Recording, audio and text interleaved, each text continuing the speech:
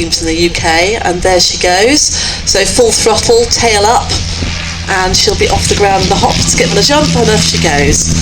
And we'll see how beautifully this aircraft flies, but also how quick and agile it is as she'll now climb really steeply as Lauren dives. First manoeuvre, tumbling towards us. And remember, she is pulling a serious amount of G and wearing no G suit, as the Red Arrows have just been doing. She has to work really hard.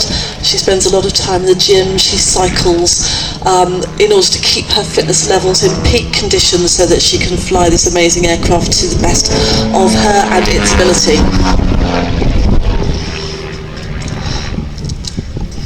Just with regard to the competition aerobatics, the pilots are judged in a couple of different manners, but they all have to fly within a box. That box is guarded by people on the ground to make sure that they, if they digress from inside the box, that their points are knocked back.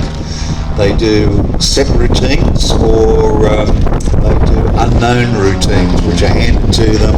They work through it, and then they do their performance. And of course there's this language that has been developed for aerobatic pilots. It's a sort of shorthand written, but it's called a resty, and in its basic form a loop would be described as a circle on the piece of paper, and then various different manoeuvres are added with straight lines and triangles to show you different manoeuvres.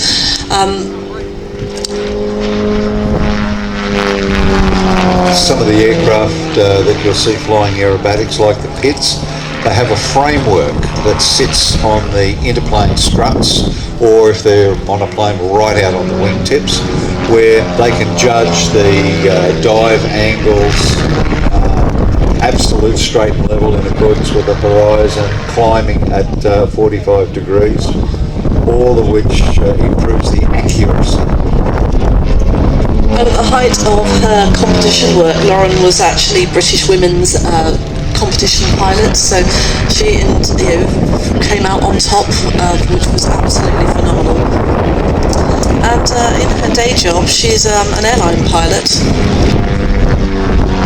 The aircraft was first manufactured about 1982, but it has had a few modifications undertaken.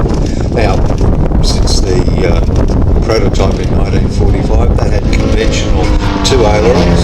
A lot of them have been modified to have ailerons top and bottom, including increasing the roll rates, larger elevators, larger rudder to give it more authority. Beautiful, look at that, just slowing down.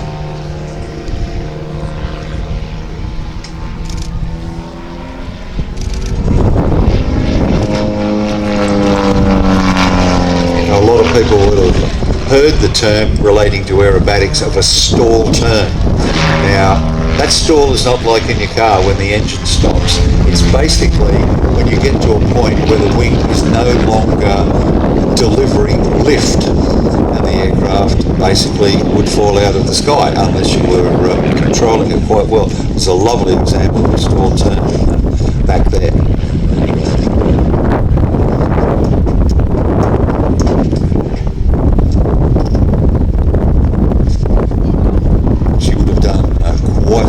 Aerobatics with your dad? Yeah, basically self-loading baggage. So where I can climb aboard a two-seat aircraft, strap myself in, and hang on tight for the aerobatic manoeuvres. We'll see some more of those throughout the day with the Extra 300 and also the Jet Pits, which is coming up later in the day. So we talked about this arrestee sequence, and Lauren will have in the front cockpit with her the sequence all written out on a card. And if you can imagine, as in ice skating, you have the set sequence and then you also have the freestyle.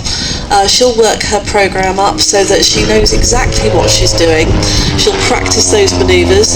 Look at that beautiful slow roll, picking it up into a quicker roll as she goes down the crowd. Her away because she can see you really clearly. Into the slightly inverted, so this is where all the blood is being pushed up into her head.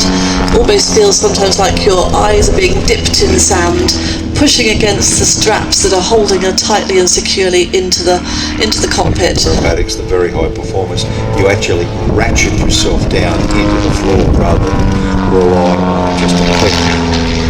There's a hesitation roll followed by a faster roll.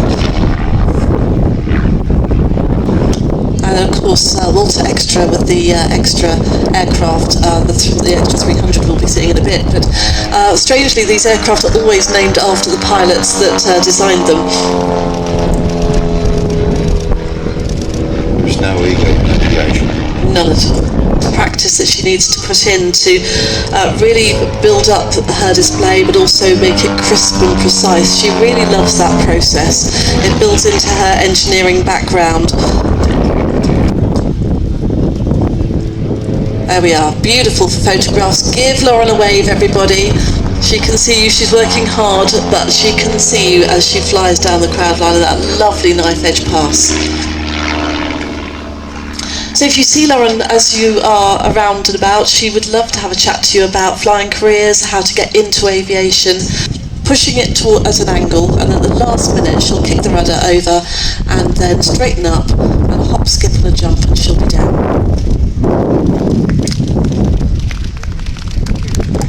Lovely landing out there because it's not the smoothest surface. No, grass is never easy, although they mow the grass here and they roll it for us for the runway. It's never easy. If you imagine landing on your front lawn, definitely you'd have trouble on mine. She cannot hear you at the moment, but please give her a wave, and as soon as the